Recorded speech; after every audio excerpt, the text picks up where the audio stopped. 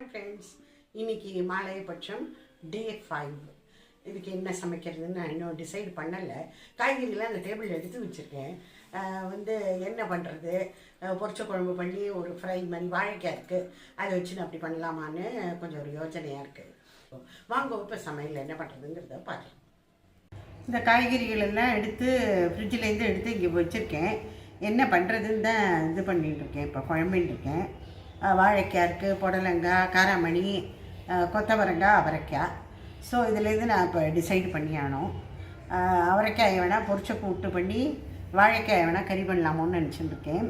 So வாங்குவோம், ஒன்றா பார்க்கலாம். இந்த அவரைக்காயை முதல்ல நறுக்கிடுறேன். எனக்கு இதில் பொரிச்ச கூட்டு பண்ணணும். அதுக்காக கொஞ்சமாக பைத்தம்பருப்பங்க நினச்சி வச்சுட்டு வந்திருக்கேன். இது கொஞ்சம் டைம் எடுக்கும். இதை நறுக்கிட்டு நம்ம பார்க்கலாம். இந்த அவரைக்காய் நறுக்கிட்டேன். இப்போ வாழைக்காய் நறுக்கின்னு இருக்கேன். வாழைக்காய் ஃப்ரைக்கு இன்றைக்கி இது மாதிரி ரவுண்டாக பஜ்ஜிக்கு கட் பண்ணுற மாதிரி எப்படி வேணால் பண்ணலாம். பொடியாக கட் பண்ணாமல், க்யூபாக கட் பண்ணாமல் இப்படி பண்ணின்னு இருக்கேன். பார்க்கலாம். இந்த அவரைக்காய் இங்கே நறுக்கி இதை அலம்பி ரெடியாக வச்சுருக்கேன். பைத்தம்பருப்பும் ஒரு அரை கப்பு இங்கே ஊற வச்சுருந்தேன். ஒரு 20 மினிட்ஸ் போல், அதுக்கு மேலே வேண்டாம். இதை குக்கரில் அப்படியே டைரெக்டாக நம்ம இந்த பொரிச்ச கூட்டு பண்ணிடலாம். முதல்ல பைத்தம்பருப்பை ஃபஸ்ட்டு போட்டுக்கணும். இந்த அவரைக்காயை போட்டுடலாம். மஞ்சப்பொடி, உப்பு. இப்போ இந்த குக்கரை மூடி 2 விசிலுக்கு வச்சுடலாம். இந்த ஸ்பூன் எதுக்கு போட்டிருக்கேன்னா பொங்கி இதெல்லாம் அழுக்காகாமல் இருக்கும். பொங்கி வழியாது, மேலே வராது. இப்போ குக்கர் திறக்கிறதுக்குள்ளே நம்ம இந்த கூட்டுக்கு வேணுங்கிறத வறுத்துடலாம். உளுத்தம்பருப்பு 1 டேபிள் ஸ்பூன், ஒரு அரை ஸ்பூனுக்கு பக்கமாக மிளகு, ஒரே ஒரு மிளகா வத்தல், இது எல்லாத்தையும் நம்ம வறுத்துடலாம். இது நல்லா செவந்து போச்சு. இப்போ ஒரு 4 டேபிள் ஸ்பூனுக்கு பக்கமாக தேங்காயை போட்டுட்டு அதை ஒரு பெரட்டு, ரொம்பலாம் இது பண்ண வேண்டாம். ஒரே ஒரு மிளகா வத்தல் சொன்னேன் இல்லையா, அதுவும். இதை வறுக்கிறதுக்கு நான் வெறும் 1/4 ஸ்பூன் தான் இது எண்ணெய் யூஸ் பண்ணியிருக்கேன். ரொம்ப அதிகம் தேவையில்லை. இப்போ இதை மிக்சியில் கொஞ்சம் ஜலம் விட்டு அரைச்சணும்.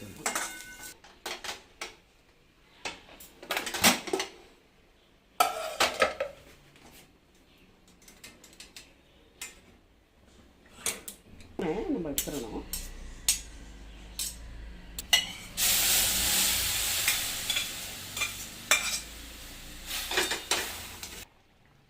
அரைச்ச இந்த தேங்காய், மிளகா வத்தல் மிக்ஸை இதில் போட்டுவிடலாம்.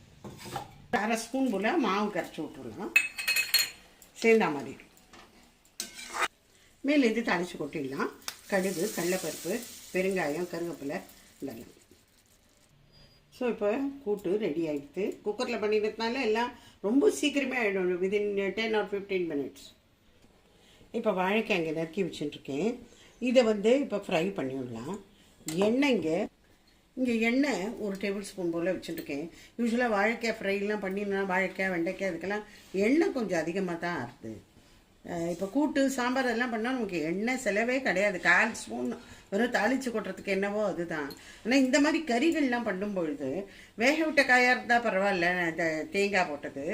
இந்த மாதிரி ஃப்ரை பண்ணினோன்னே இதுக்கெல்லாம் கொஞ்சம் நிறையா தான் எண்ணெய் ஆகிடுறது. 1 டேபிள் ஸ்பூன் இங்கே விட்டுருக்கேன். பார்க்கலாம்.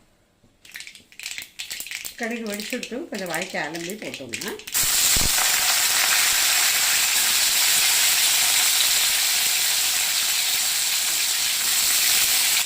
மஞ்சப்பொடி, உப்பு,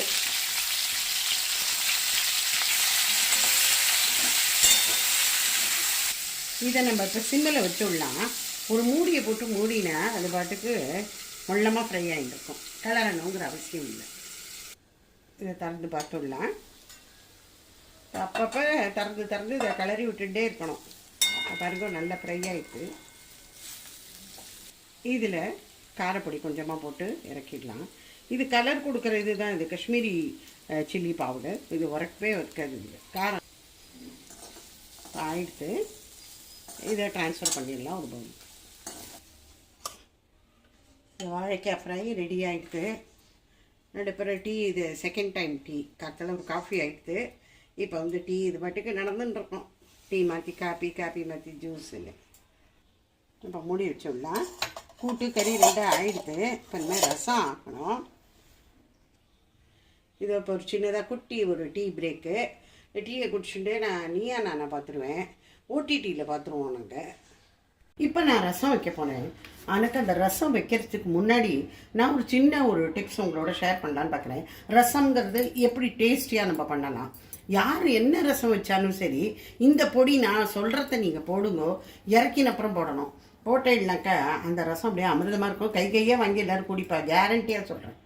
இது என்னன்னாக்கா துவரம்பருப்பு.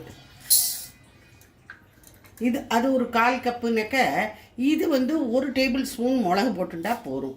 இதை கொஞ்சம் செவக்க வறுத்து கொஞ்சம் குறன்னு பொடி பண்ணி வச்சுடுறோம். பாருங்க,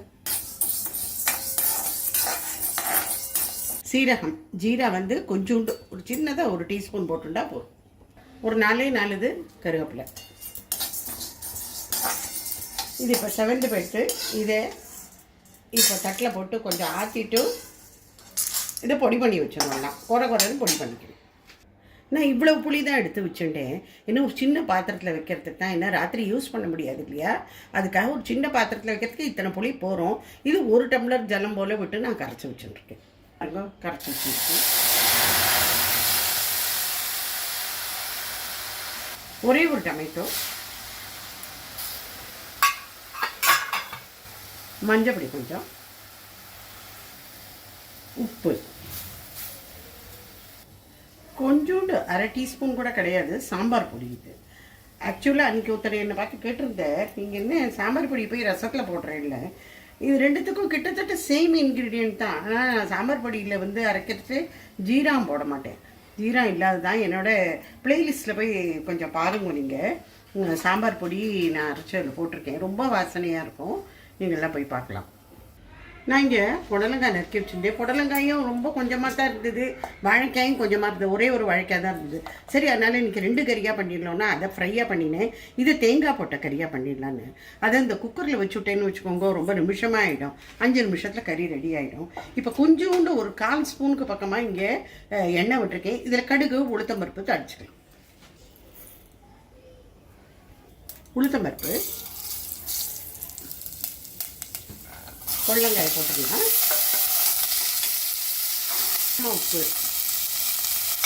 ஒரே ஒரு மிளகாய் வத்தல், 1 டேபிள் ஸ்பூன் வாட்டர். இந்த விசிலுக்கு விட்டுடலாம் நம்ம. அப்புறம் ப்ரெஷர் எடுத்துடணும், உடனே எடுத்துடணும். இப்போ அதை மூடிடலாம்.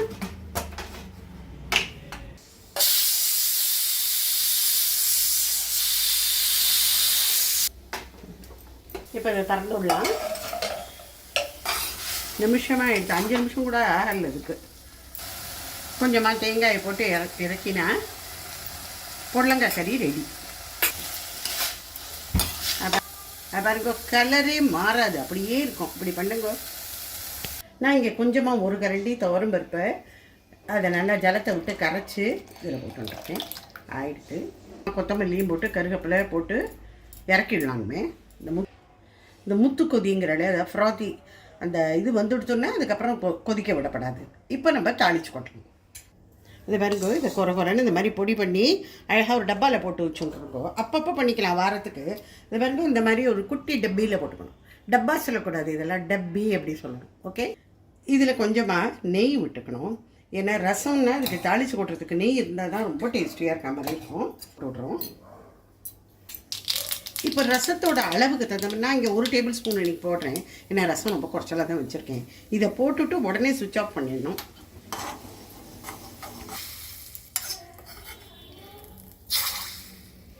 இந்த ரசம் இருக்கே, இது அல்டிமேட். இது நீங்கள் எல்லோரும் ட்ரை பண்ணுங்க. உங்கள்கிட்ட நிறைய பேருக்கு தெரிஞ்சிருக்கோம். நான் ஒன்றும் புதுசாக ஒன்றும் சொல்லலை.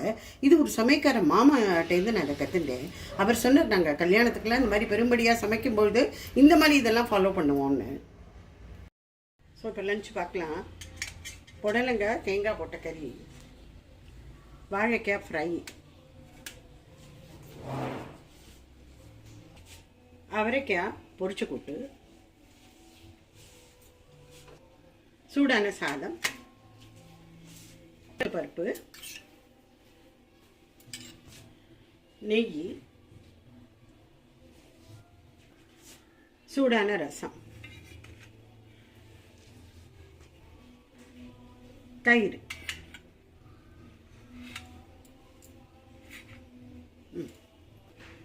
ஸோ இதான் இன்னைக்கு லஞ்சு. ஒரு கூட்டு, ரசம், தேங்காய் போட்ட கறி ஒன்று, ஃப்ரை ஒன்று. ஸோ நாளைக்கு பார்க்கலாம். பாய்.